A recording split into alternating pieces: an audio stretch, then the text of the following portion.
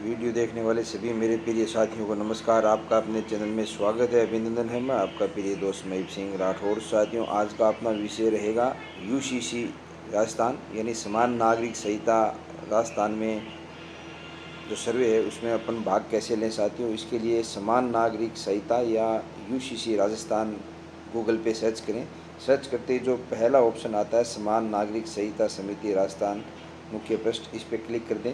इस पर क्लिक करने के बाद में इस प्रकार का इंटरफेस खुलकर आपके सामने आ जाएगा, जिसमें यहाँ पर लिख रखा है राजस्थान की समान नागरिक संहिता यूसीसी लागू करने पर आपके सुझावों का स्वागत है।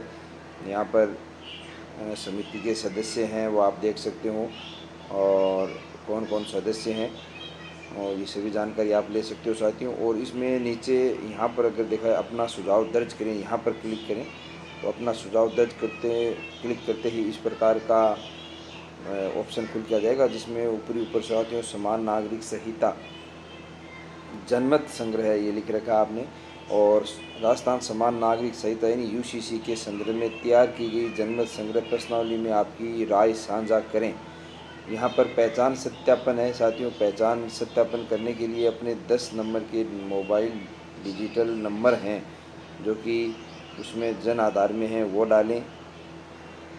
तो साथियों, मोबाइल नंबर वही डालने हैं जो कि जन आधार में पंजीकृत हैं आपके, ये थोड़ा ध्यान रखना। उसके बाद में ये कैप्चा जो आपको दिखाई दे रहा है, ये कैप्चा यहाँ डाल के और सर्च करें। डालते साथियों जो जन आधार में आपके जितने मेंबर हैं उनके ऑप्शन खुलकर सामने आ जाएंगे। आप इनमें से एक को सिलेक्ट करें या अपना ऑप्शन सिलेक्ट करें, और सिलेक्ट करके जैसे मैंने यहाँ पर मैं सिलेक्ट कर लेता हूँ, क्योंकि ये जिस एक डेमो के रूप में बता रहा हूँ साथियों, ये सिलेक्ट कर लेता हूँ मैं। उसके बाद में यहाँ पर मोबाइल नंबर और मेंबर्स का नाम आ जाएगा और वो ओटीपी कंफर्म करेगा साथियों। 6 डिजिटल ओटीपी उसमें आएगी, उसको भरकर यहाँ वेरीफाई ओटीपी कर दें।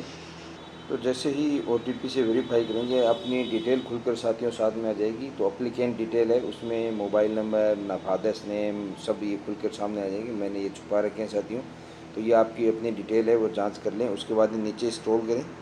उसके बाद आप दो ऑप्शन आपके सामने आते हैं। प्रोफाइल प्रस्तुतकर्ता की प्रोफाइल में व्यक्तिगत रूप साथियों यहाँ पर, और यहाँ पर दूसरा है संगठन या संस्था के रूप में। तो ये व्यक्तिगत रूप आपके सामने खुल रहा है। अगर आप संस्था व कोई संगठन से जुड़े हुए हैं और आप सुझाव दे रहे हैं तो ये संस्था व संगठन करेंगे। फिर यहाँ संस्था और संगठन का नाम आपको यहाँ लिखना पड़ेगा, और उसके बाद में उदाहरण जैसे यहाँ पर एग्जाम्पल दे रखा है, जैसे आप एनजीओ हैं, ट्रस्ट हैं या फर्म है पंजीकृत, वो इस प्रकार से यहाँ पर आपको इस प्रकार से यहाँ पर लिखना होगा। उसके लिए उसके बाद में इसमें ऑप्शन है वही हैं, लेकिन इसका आंसर आपको देने होंगे। तो अपन व्यक्तिगत रूप से साथियों यहाँ पर कर लेते हैं। और उसके बाद में ये जो क्वेश्चंस हैं, तो पहला प्रश्न साथियों यहाँ पर दे रखा है कि भारतीय संविधान के अनुच्छेद 44 में राज्य ओब्लिक भारत के समस्त राज्य क्षेत्रों में नागरिकों के लिए एक समान सिविल संहिता प्राप्त करने का प्रयास करेगा के प्रावधान हैं। क्या आप उस प्रावधान से विज्ञ हैं? तो यदि हाँ है तो साथियों यहाँ आप हाँ पे करें, और अगर नहीं है तो आप नहीं पे क्लिक करें। तो जैसे मैं यहाँ पर हाँ पे क्लिक करता हूँ क्योंकि मैं विज्ञ हूँ साथियों। सरल भाषा में अगर मैं समझाऊँ तो ये अनुच्छेद 44 क्या है? पूरे भारत में सभी नागरिकों के लिए विवाह, तलाक, गोद लेना, उत्तराधिकारी और संपत्ति जैसे नागरिक मामलों में समान कानून बनाने का प्रयास किया जाए। इसका उद्देश्य विभिन्न धर्मों के अलग अलग व्यक्तिगत कानूनों के स्थान पर एक समान नागरिक कानून की दिशा में प्रयास करना है। यही अनुच्छेद है साथियों।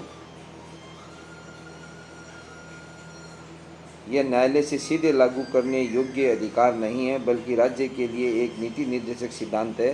तो ये अनुच्छेद 44 के बारे में मैंने आपको बता दिया। अगर इसमें आप सहमत हैं तो यह हाँ करें, अदरवाइज साथियों ना पर करें।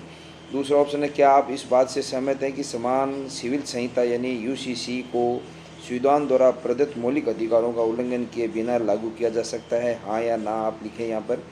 क्या आप समान सिविल संहिता यूसीसी को लागू करने का समर्थन करते हैं? हाँ या ना आप जो भी है आंसर दें। फिर क्वेश्चन नंबर 4 में साथियों बहु विकल्प है कि इसमें से यूसीसी में क्या क्या शामिल करना चाहिए। बहु विकल्प है यानी एक से अधिक विकल्प अपन चुन सकते हैं, जैसे विवाह को विवाह अनुच्छेद, विच्छेद, तलाक को वसीयत का उत्तराधिकारी उत्तराधिकारी और लिव इन रिलेशनशिप यानी इन सभी को शामिल किया जाए या नहीं।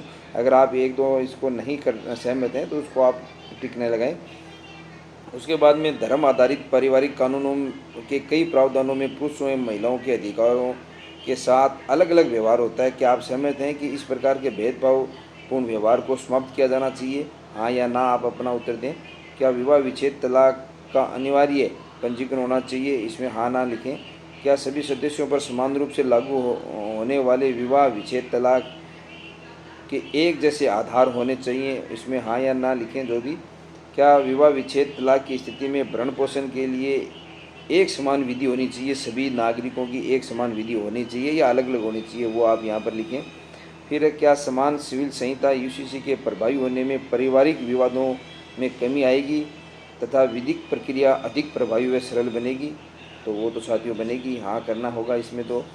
फिर क्या समान सिविल संहिता यूसीसी के अंतर्गत सभी समुदाय में पुरुषों एवं महिलाओं के लिए समान संपत्ति अधिकार सुनिश्चित होना चाहिए? हाँ या ना, यहाँ पर जो भी ऑप्शन आप दें। क्या समान सिविल संहिता यूसीसी में सहमति में लिव इन रिलेशनशिप संबंधों में रहने वाली महिलाओं एवं पुरुषों के लिए अनिवार्य पंजीकरण का प्रावधान होना चाहिए?